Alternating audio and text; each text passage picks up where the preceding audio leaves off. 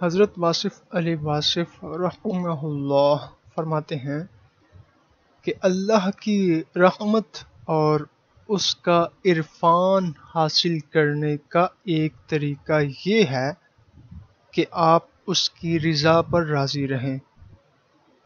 بزرگوں نے اس کا عرفان حاصل کرنے کا ایک طریقہ یہ بھی بتایا ہے کہ کسی انسان کی اللہ کے سامنے شکایت نہ کرو اور تقاضا نہ کرو کہ یہ دے دے اور وہ دے دے۔ وہ دے تو اس کی مرضی، نہ دے تو اس کی مرضی۔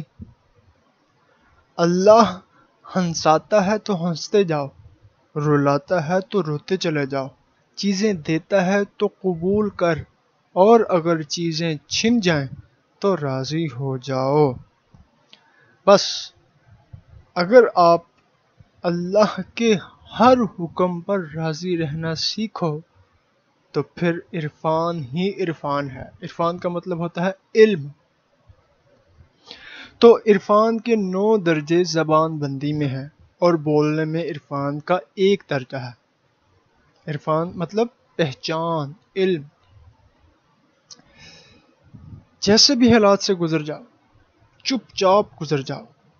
حالات زمانہ کیا سے کیا ہو گئے ہیں، لیکن آپ خاموشی سے گزرتے جائیں۔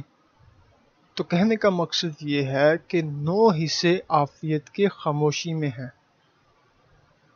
1 چپ 100 سخ، رہنا ہے ہر حال میں راضی، مالک سنگ ہے جیون بازی۔ واصف دیار عشق میں لازم ہے خاموشی، مر کر بھی لب پہ آئے نہ ہرگز گلے کی بات۔